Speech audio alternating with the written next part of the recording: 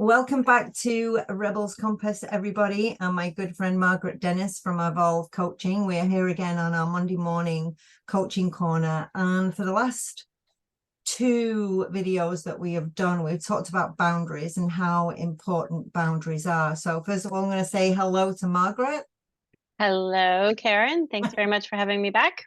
Oh, you're welcome. This is going to be an ongoing thing. Yes, So how are you doing? You good? I'm great. I'm That's great. fantastic. So we're going to jump straight into types of boundaries. And I know for myself how difficult boundaries can be to create and how difficult boundaries sometimes can be to not only create, but to keep bringing them back into the forefront so that you anchor them in and make them part of your energy that keeps your energy safe and part of that process of being self-care and nurturing yourself, making sure that you're safe, making sure that you have everything that you need. So I know we mentioned last week how difficult it was for both of us to create boundaries in certain areas. Yes. Yes, they especially when they're because I find with boundaries it's like stepping outside of your comfort zone, right? You're doing something a little bit differently. You're changing how you're acting around people. You're changing around how you act with yourself and it's all new. Mm-hmm. And our instinct is to go back to what's familiar and to go back to the regular patterns. And so to make a conscious effort, you have to make it consciously and you have to make it repeatedly.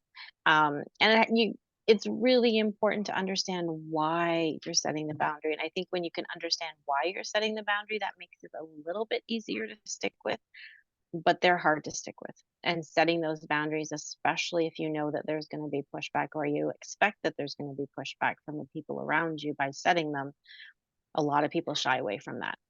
Yeah, but boundaries is the one thing that keeps us safe and keeps our energy safe. Hmm.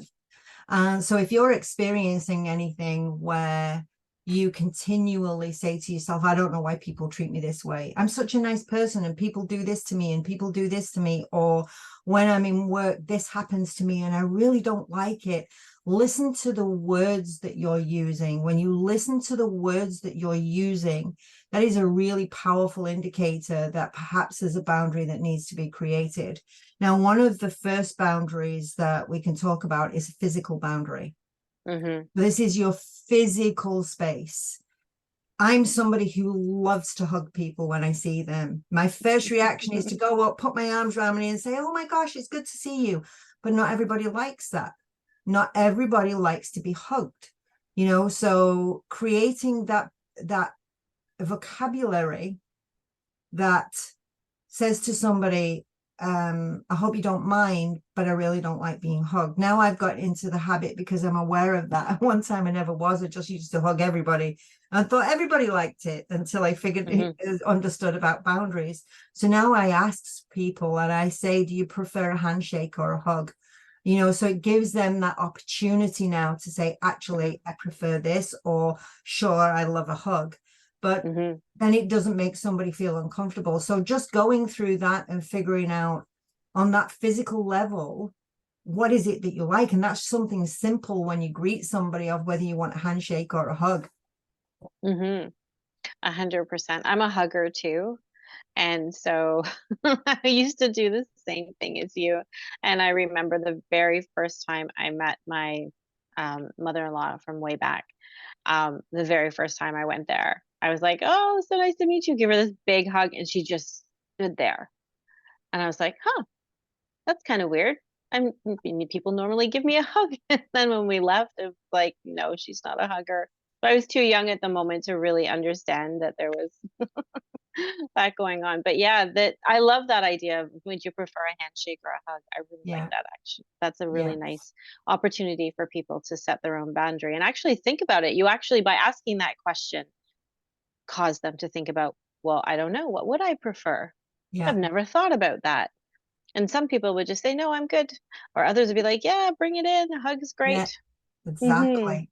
Mm-hmm. Exactly. The other thing about a physical boundary is when you're in a relationship with somebody, do Mm-hmm. you like public displays of affection?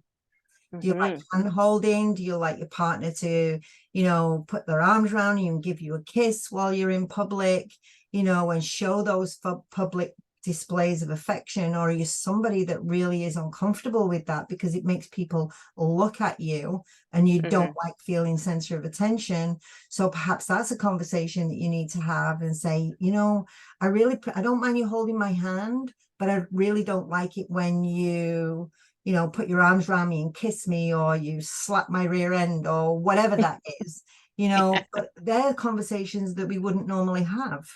Mm-hmm. Mm-hmm.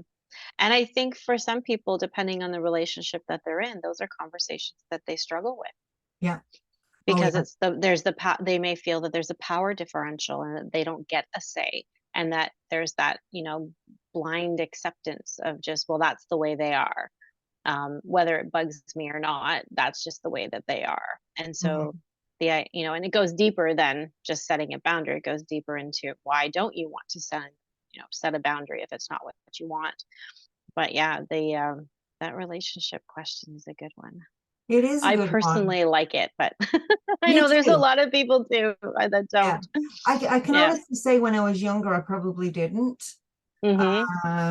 Because it made me feel more center of attention. Or if I was with a boyfriend or something around my parents, like, don't hold Mm. my hand, don't kiss me, don't, it's like, Mhm. no, because you feel embarrassed, you feel shame. It brings out all of those other emotions that Mhm. you and I are eventually going to get into. But, Mhm. looking where you're at, is this something that I really like, or is this something that I really prefer? When we're at home, when it's just two of us, or when I'm around friends that know us Mhm. and not just in the middle of the street, or when I'm with my parents or my partner's parents, and it makes me Mhm. feel uncomfortable. And what seems to be, yeah, exactly. I was going to say appropriate, but appropriate is a very subjective measure. But Yeah. yes, what's comfortable? Because that's the same thing. I reflected. I was like, yeah, when I had a boyfriend when I was younger, I didn't really want him to kiss me goodbye when he left, when my parents were standing right there and I was 17. No, you just go, But bye. yeah, now it doesn't bother me. Right now, it's like, Exactly. okay, I may be visiting my parents and my partner's leaving. It's like, okay, kiss goodbye, no problem. But when you're that age, when you're 17, 18, you're still trying to figure out the whole relationship thing. Yeah. Yeah. But And that's what, go ahead. I was going to say physical also comes down to, um, I guess, to on a more extreme level, the abuse side of things too. That people get, Absolutely. there's the boundaries of someone getting slapped across the face if they say something that their partner didn't like, or Yeah. they get abused. The setting boundaries in that space is And so that's a important really as difficult well. one to It set if is. it's something that you were raised in that way too. Mhm. And then you've continued that on in a relationship. And again, that is something that we can go in a lot deeper on at some point. Mhm. But it's Mhm. certainly knowing that boundary is a Mhm. good place to start. Mhm. Is a good place to start. And the next boundary that is a sexual boundary. Mhm. Now, this isn't, again, when you come into a new relationship, or even in an older, if you've been in a relationship for a long time and you have those levels of intimacy and you just go along with the way the partner wants it, but you've never really expressed what you want, being able to express, what makes you feel good. No, I don't like being touched that way. No, that's not appropriate for me. No, that makes me feel this. Mhm. Sometimes in an intimate relationship can be very, very difficult, because especially if you've got those limited beliefs that if I say something, they're going to leave me. If I say Mhm. something, they're not going to love me. But my question would be, how long do you want to experience something that you don't like just to please somebody else when you're not experience that same level of comfort? Mhm. Mhm. And those boundaries, they can be really difficult to set, especially if you're just learning yourself what it is that you like or you don't like, right? Mhm. Especially in the early years when you're really just starting out and it's like, I don't know if I like this or not. Maybe I do, maybe I don't, or maybe that's just the way it's supposed to be, Yeah. especially if you're not talking to other people and discovering for yourself. But I think it's an open communication that you need constantly with your partner. It's not just when you start dating, But like you said, 10, 15, 20 years into the relationship, it still needs to be a conversation because our bodies change, we change. We may decide that something we liked in our 20s, we really don't enjoy anymore in our 40s, Yeah. right? And so having that conversation that says, can we change things a little bit differently and do something a little bit different or try something a little different because this isn't working for me anymore. I don't like this anymore. And you just do or you don't. And Yeah. you don't have to explain why you do or you don't like it. You just don't.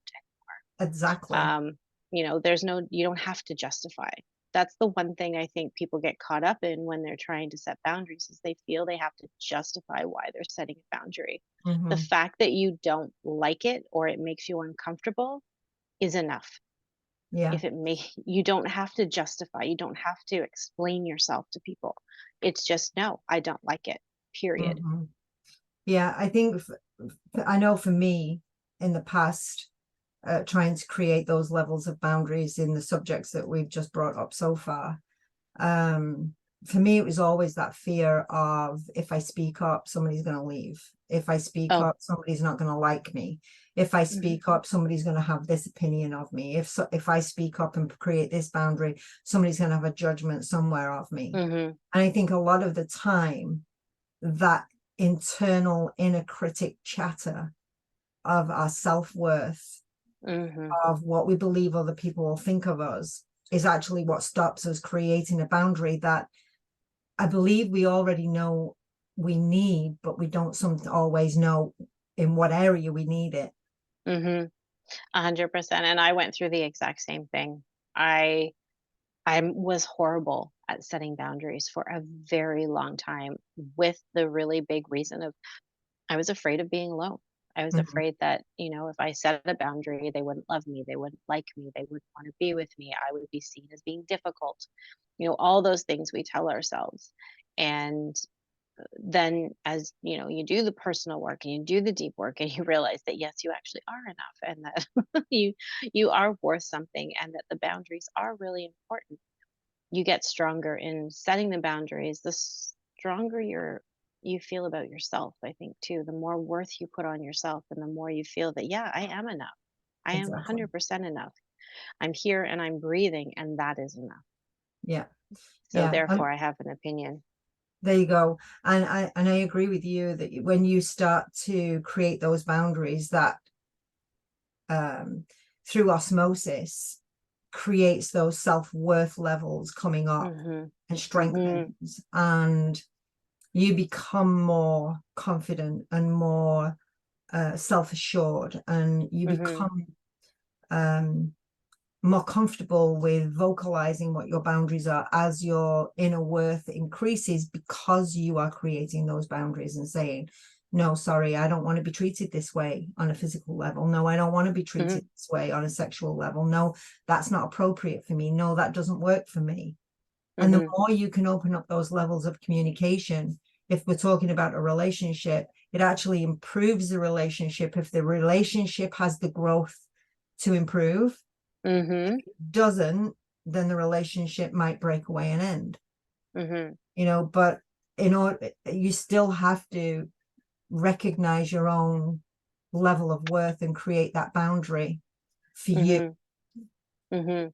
100%. And I know for me, setting that boundary was something it took me a very long time to do in a relationship. And it took me a long time to decide that I was worth more than what was happening and to end a relationship.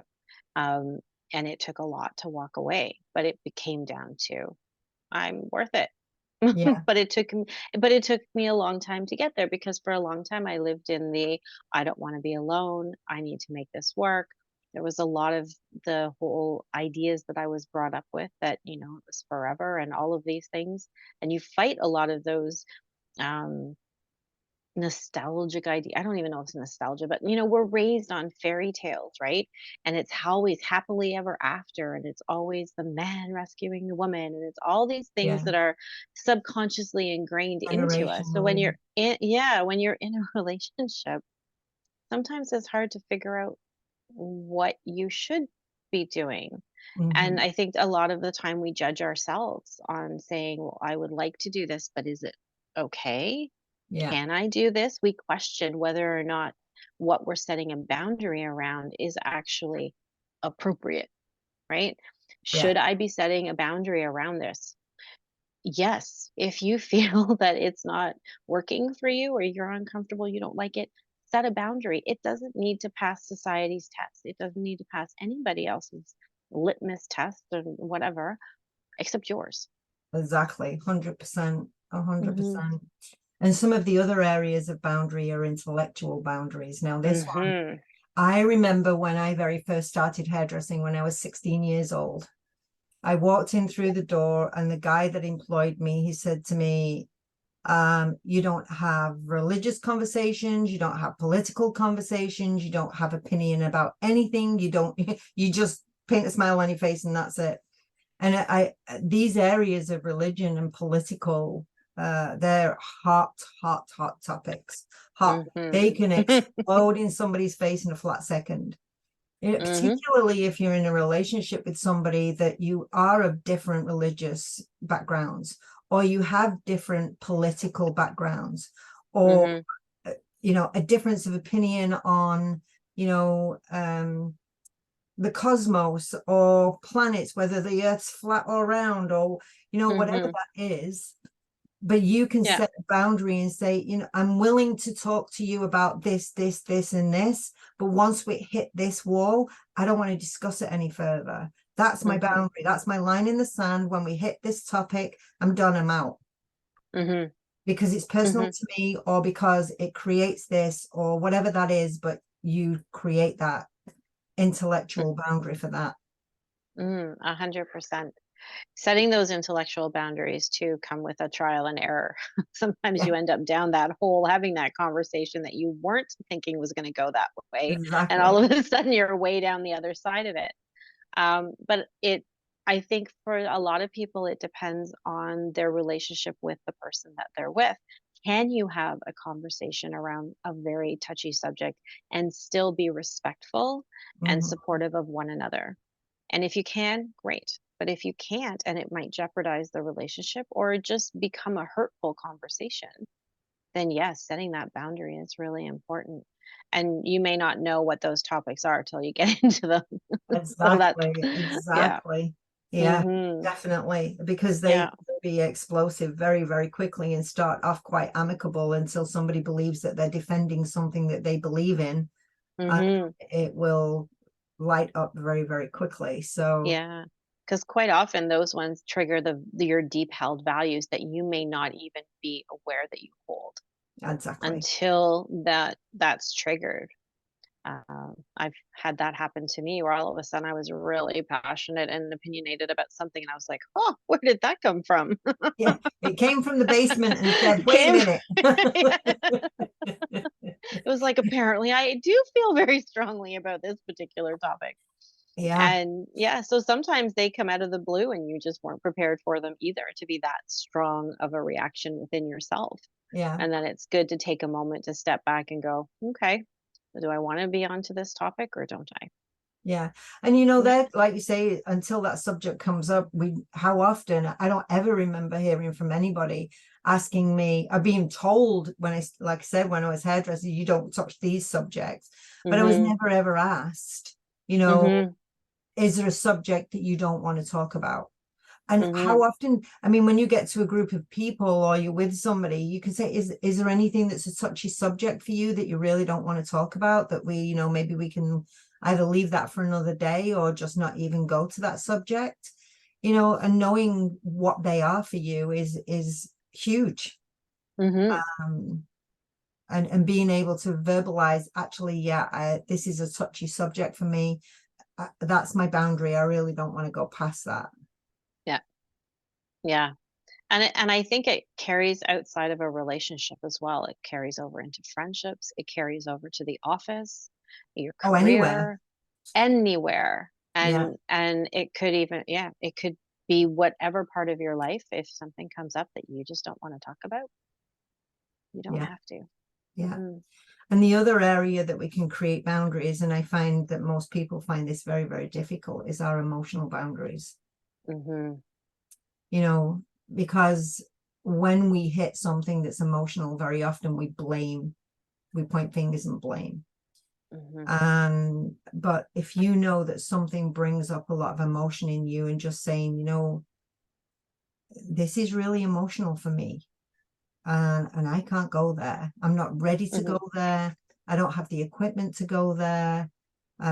Whatever that vocabulary is for you, then knowing that that's a boundary for you is a powerful place to be. I think when it comes to the emotional, that's probably the hardest place to find the words to Yeah. express what it is that you need. Because quite often we get caught up in the emotion in the moment, and then it's like, oh, and then I don't think it even comes to mind that we need to set that boundary, that Yes. there is an opportunity to set a boundary there as well. Mhm. Because, you know, the physical, sexual, and intellectual, there people have talked about them a lot, but the emotional boundaries, those can be a little bit more um, a little harder to really um, articulate and to really express what it is, because you may again be right in the middle of the trigger of whatever it is that was said or done, and the emotions are there, and Yeah. then it's like, okay. Well, the So emotional side is what connects you completely to your vulnerability, hmm and that feeling of feeling safe and knowing that there's somebody there. I mean, I don't, there's many times that I have gotten to a point where I've cried and thought that I'm not going to stop, or there's been something going on in my life, and my past has always been, didn't matter what was going on in my life, it never got verbalized, ever got verbalized, until I dealt with it.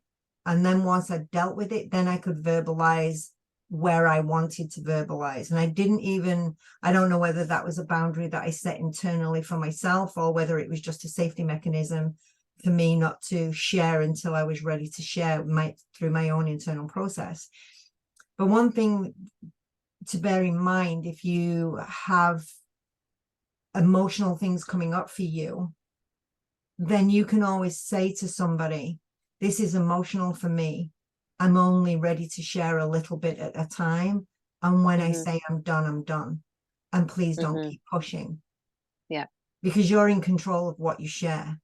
And very hmm often, if you get pushed, it actually sends you deeper inward and puts more, blocks in the way, not boundaries, but blocks in the hmm way, where you hmm don't feel safe to share. So emotional boundaries is a huge one.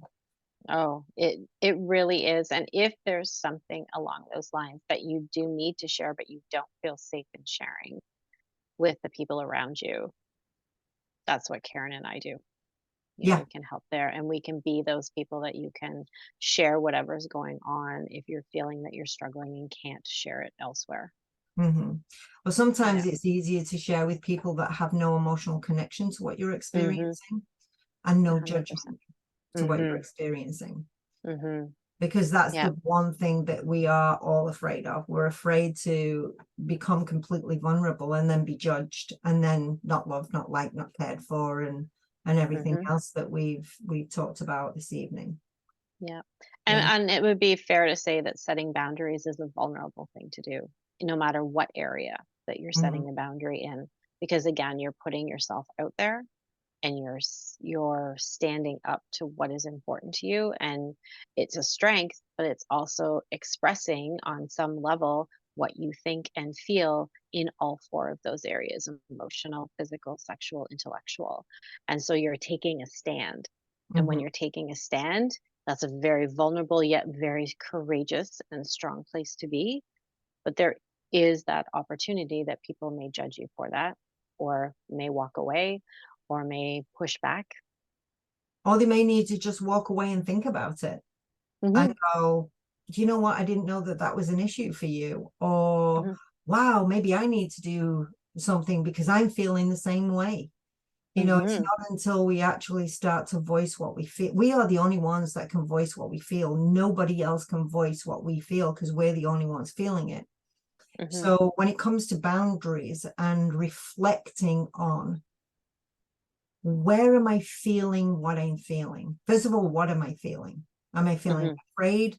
Am I feeling vulnerable? Am I feeling used, abused, neglected, mistreated, talked about? You know, I've become somebody else's topic of conversation. You know, where am I feeling that?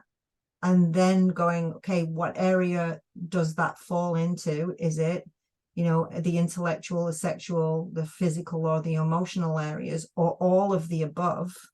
And then asking yourself, what is it I'm really feeling that I need to protect myself, or I need to keep myself safe?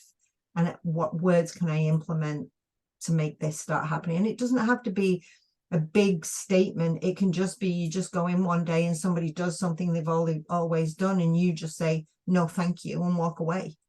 Or, sorry, that doesn't work for me anymore. Or, I'd appreciate you not speaking like that. Yeah. And setting those boundaries they're necessary. They're really necessary for your own safety, in all of those areas, and peace of mind. And they will build confidence the more you do them. Yeah. Right? Confidence, self-esteem. In fact, while we're talking about the confidence and self-esteem, if you've got young children, teaching them about boundaries now is paramount, because there's so much going on in school. They get bullied, they get peer pressure. You know, teaching our children how to have a boundary is a fabulous place to start, because then you're teaching them something that is going to stand them in good stead as they get older. And yes, they may lose friends, they're in school, they may get some pushback, they're in school. But when you actually start working with boundaries with children and letting them know what a boundary is, and that it is within their power and control to create one, you know, then you're there to support them in creating their boundaries, which is that is something that is not talked about in school. No. And as I mentioned when we started this, I was in my 30s before I even understood what a boundary really was. Yep, same. You know, so I know we say to our kids, no, don't touch this, no, don't touch that. Well, no becomes the word that we end up not using and say yes to everything. But, you know, being able to create those levels of boundaries with children very, very early on, when they're playing with other friends and another friend does something or says something, and teach them how to create a boundary so that they feel safe, is huge. Yeah, it really is. As you were saying, when you were saying, you know, no, don't do that, no, don't do that, I thought that's the external setting the boundaries for them, which is important. We need to teach them, no, don't touch that, because you could hurt yourself. But the idea of empowering them to set a boundary, and then you as the parent allowing them to set the boundary too, not taking back the power. It's like if you're teaching your children to set a boundary and they come to a boundary with you that you may not like, but it doesn't, you know, cause them harm, it's not, you know, something catastrophic. You as the parent, if you're teaching that lesson, you've got to support them in setting that boundary too. Right? It doesn't work one way. I'm smiling to myself here because I'm thinking about my kids growing up. Yeah. And I always used to say to my kids, use your voice. You have a voice, use it. Have a voice, use it. Speak your truth. Have a voice, use it. And it wasn't until they got to teenagers that they started telling me, and I went, wait, hey, wait, whoa, wait a minute. Yeah. I taught you to use the power of your voice, but not to me. Yeah. Exactly. Exactly. Me, you just do as you're told, you know. Yeah. That comes back also. You know, as a parent, as your children are getting into teenagers, if you've taught them these boundaries and to have the power of their own voice and to create that way. I remember having those conversations with my kids, and my kids going, but mom, no, we don't want to do that. Mom, no, that doesn't work for us. And it's like, you know what? Okay.